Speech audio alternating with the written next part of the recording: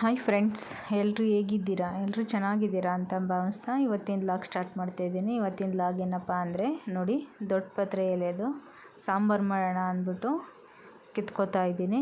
ನೋಡಿ ಫ್ರೆಂಡ್ಸ್, ನಮ್ಮ ಮನೆ ಮುಂದೆ ಇಷ್ಟು ದೊಡ್ಡದಾಗಿ ಎಲೆ ನೋಡಿ, ಎಷ್ಟು ದೊಡ್ಡದಾಗಿದೆ ಅಂದರೆ ತುಂಬ ದೊಡ್ಡದಾಗಿದೆ.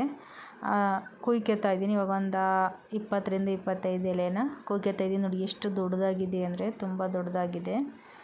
ಒಂದು 25 ಎಲೆನ ಕುಯ್ಕೋತಾ ಇದ್ದೀನಿ ಫ್ರೆಂಡ್ಸ್. ಯಾರೆಲ್ಲ ಇನ್ನೂ ದೊಡ್ಡ ಪತ್ರೆ ಎಲೆದು ಸಾಂಬಾರು ಮಾಡಿಲ್ಲ, ಒಂದು ಸಲ ಈ ರೀತಿ ಟ್ರೈ ಮಾಡಿ ಫ್ರೆಂಡ್ಸ್, ತುಂಬ ಚೆನ್ನಾಗಿರುತ್ತೆ. ಬನ್ನಿ ಇದನ್ನು ಹೆಂಗೆ ಮಾಡೋದು ಅಂತ ನೋಡ್ಕೊಬರೋಣ. ತೊಗೊಂಡಿದ್ದೀನಿ ಇಷ್ಟು ಸೊಪ್ಪು ತಗೊಂಡು ಇದಕ್ಕೆ ಏನೇನು ಬೇಕು ಎಲೆ. ಬನ್ನಿ ಫ್ರೆಂಡ್ಸ್, ಇದಕ್ಕೆ ಮಸಾಲೆ ಏನೇನು ಬೇಕು ನೋಡ್ಕೊಬರೋಣ. ಸಾಂಬಾರು ಮಾಡೋಕ್ಕೆ ಏನೇನು ಪದಾರ್ಥಗಳು ಬೇಕು ಅಂದರೆ ನೋಡಿ, ದೊಡ್ಡ ಪತ್ರೆ ಎಲೆ ಮತ್ತು ಸ್ವಲ್ಪ ತೆಂಗಿನ ತುರಿ, ಸಾಸಿವೆ ಒಗ್ಗರಣೆಗೆ, ಸ್ವಲ್ಪ ನಿಂಬೆ ರಸ, ಉಪ್ಪು, ನೋಡಿ ಧನಿಯಾ ಪೌಡರು ಮತ್ತು ಚಿಲ್ಲಿ ಪೌಡರು, ಮತ್ತು ಒಂದು ಆನಿಯನ್ ಒಗ್ಗರಣೆಗೆ, ಕರಿಬೇವು, ಕೊತ್ತಂಬರಿ ಮತ್ತು ಕಾಳುಮೆಣಸು, ಜೀರಿಗೆ ಒಂದು ಸ್ವಲ್ಪ, ಮತ್ತು ಬೆಳ್ಳುಳ್ಳಿ ಒಂದು ಸ್ವಲ್ಪ, ಶುಂಠಿ ಒಂದು ಸ್ವಲ್ಪ, ಒಂದು ಟೊಮೊಟೊ. ಈಗ ಬನ್ನಿ ಇದನ್ನು ಒಂದೊಂದಾಗಿ ಹುರ್ಕೊಳ್ಳೋಣ.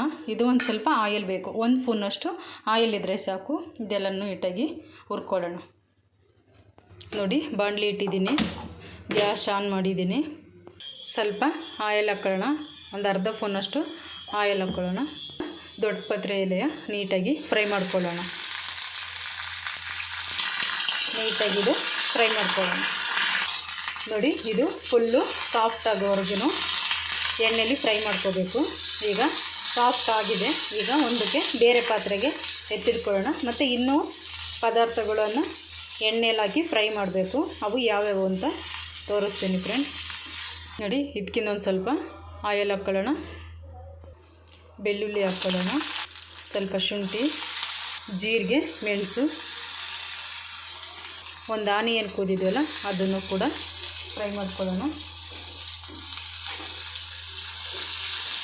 ಈಗ ಏನು ಒಂದು ಟೊಮೊಟೊ ಕೂದಿದ್ದು ಅದನ್ನು ಕೂಡ ಇದಕ್ಕೆ ಫ್ರೈ ಮಾಡ್ಕೊಳ್ಳೋಣ. ಸಾಫ್ಟ್ ಆಗೋವರೆಗೂ ಸ್ವಲ್ಪ ಫ್ರೈ ಮಾಡ್ಕೊಳ್ಳೋಣ. ಮೆಣಸಿನ್ಕಾಯಿನೂ ಸೇರಿಸ್ಕೊತಾ ಇದ್ದೀನಿ, ಇದನ್ನು ಕೂಡ ನೀಟಾಗಿ ಫ್ರೈ ಮಾಡ್ಕೊಳ್ಳೋಣ. ಈಗ ನಾವು ಫಸ್ಟು ಪತ್ರೆ ಎಲೆ ಹುರಿದಿದ್ವಲ್ಲ ಅದನ್ನು ಇದಕ್ಕೆ ಸೇರಿಸೋಣ. ಇದನ್ನು ಕೂಡ ನೀಟಾಗಿ ಮಿಕ್ಸ್ ಮಾಡ್ಕೊಳ್ಳೋಣ. ಈಗ ನಾನು ಧನಿಯಾ ಪೌಡರು ಮತ್ತು ಚಿಲ್ಲಿ ಪೌಡರನ್ನು ಇದಕ್ಕೇ ಸೇರಿಸ್ತಾ ಇದ್ದೀನಿ. ಇವಾಗ ಎಲ್ಲ ಮಿಶ್ರಣನೂ ಮಿಕ್ಸ್ ಮಾಡಿಕೊಂಡು ನೀಟಾಗಿ ಸ್ವಲ್ಪ ಫ್ರೈ ಮಾಡ್ಕೊಳ್ಳೋಣ. ನೋಡಿ, ನೀಟಾಗಿ ಮಿಕ್ಸ್ ಮಾಡಿ ಆಗಿದೆ. ಇದು ಗ್ಯಾಸ್ ಆಫ್ ಮಾಡಿಬಿಟ್ಟು ಇದು ತಣ್ಣಗಾಗೋವರೆಗಿದ್ದು ಜಾರಿಗೆ ಹಾಕ್ಕೊಂಡು ರುಬ್ಕೊಳ್ಳೋಣ. ನೋಡಿ, ಒಂದು ಸ್ವಲ್ಪ ಕೊತ್ತಂಬರಿನೂ ಹಾಕ್ಬಿಟ್ಟು ಅದನ್ನು ಮಿಕ್ಸ್ ಮಾಡ್ಕೊಳ್ಳೋಣ. ಗ್ಯಾಸ್ ಆಫ್ ಮಾಡಿದ್ದೀನಿ. ಆಮೇಲೆ ಕೊತ್ತಂಬರಿ ಸೊಪ್ಪು ಹಾಕ್ಕೊಳ್ಳೋಣ. ಒಂದು ಹುಣಸೆಹಣ್ಣು ಹಾಕಿದ್ನಲ್ಲ ಅದನ್ನು ಇದಕ್ಕೆ ಸೇರಿಸ್ಕೊಳ್ಳೋಣ. ಇವಾಗ ನೀಟಾಗಿ ನುಣ್ಣಗೆ ರುಬ್ಕೊಬರೋಣ. ಇದಕ್ಕೆ ಒಂದು ಸ್ವಲ್ಪ ಒಗ್ಗರಣೆ ಕೊಡೋಣ. 1 ಸ್ಪೂನಷ್ಟು ಆಯಿಲ್ ಹಾಕ್ಕೊಳ್ಳೋಣ. ಸ್ವಲ್ಪ ಸಾಸಿವೆ, ಒಂದು ಸ್ವಲ್ಪ ಆನಿಯನ್ನು, ಅದ್ರ ಜೊತೆಗೆ ಒಂದು ಸ್ವಲ್ಪ ಕರಿಬೇವು ನೀಟಾಗಿ ಫ್ರೈ ಮಾಡ್ಕೊಳ್ಳೋಣ. ರುಬ್ಬಿರದ ಮಿಶ್ರಣವನ್ನು ಇದಕ್ಕೆ ಸೇರಿಸೋಣ. ನೋಡಿ, ನೀಟಾಗಿ ಮಿಕ್ಸ್ ಮಾಡ್ಕೊಳ್ಳೋಣ.